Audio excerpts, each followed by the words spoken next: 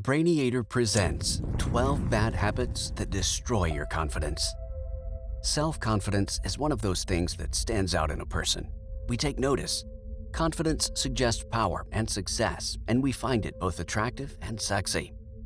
It's only natural that we get lots of benefits from being confident. We feel relaxed and at ease, and everything goes smoother in our day-to-day lives. Unfortunately, when confidence is lacking, we get the opposite of these benefits. There's tension and worry, and we're being held back from creating the life we want. Confidence problems can have many root causes, but what many don't realize is that they're often directly tied to our habits. Let's look at the 10 worst habits you might want to change starting today. Number 1. Maintaining toxic friendships. Success guru Jim Rohn said, "You are the average of the 5 people you spend the most time with."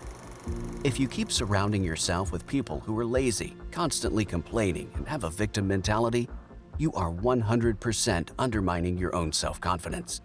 2 things you need to do. Number 1. Stop spending time with these people.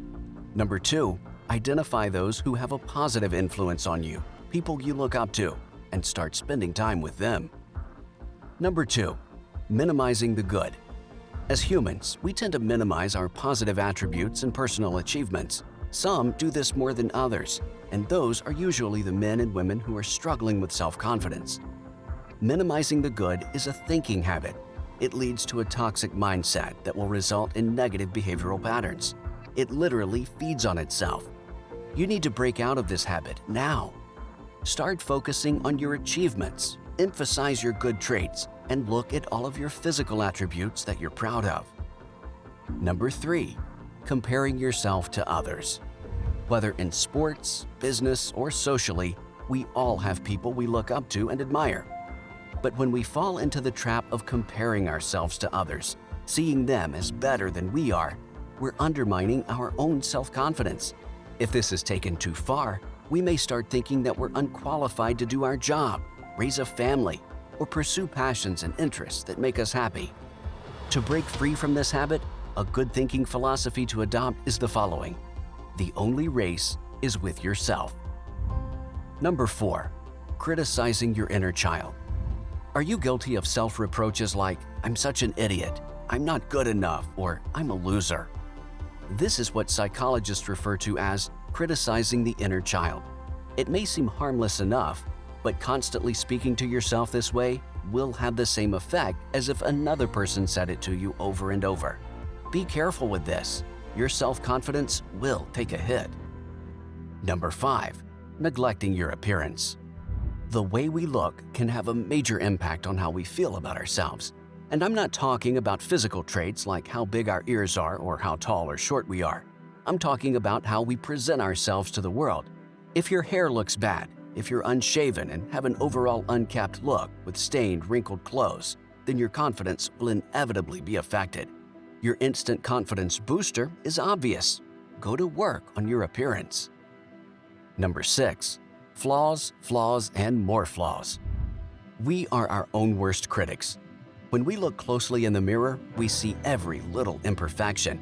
These have a tendency to be exaggerated. Look at men and women who have plastic surgery. You can't find a single thing wrong with them, yet they go on to change their mouths, their noses, their cheekbones until they're almost unrecognizable, and not necessarily in a good way.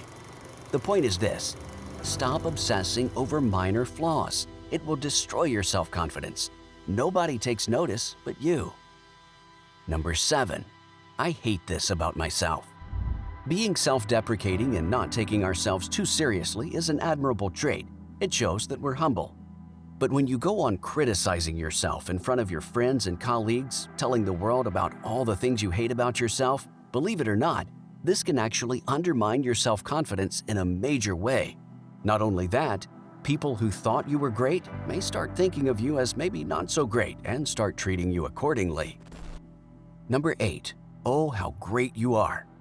Giving people compliments is nice. It makes you feel good and the other person appreciates it as well. However, over-complimenting is something entirely different. When we go on and on about someone else's positive traits, how great they are, how talented they are, then subconsciously we begin to view ourselves in a bad light. especially if we make ourselves out to be a small fish by comparison. The better way is to compliment once and keep moving. Don't dwell on what others have. It will undermine your confidence. Number 9. Staying stuck in the past. By dwelling on things that happened to us way back, we tend to make it a part of our lives.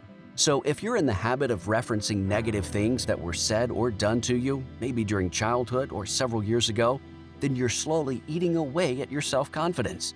What you need to do is learn to move past the memory, placing the focus on today and the future. Number 10. Yes man. Psychologists tell us that saying yes to everything stems from a desire to feel needed.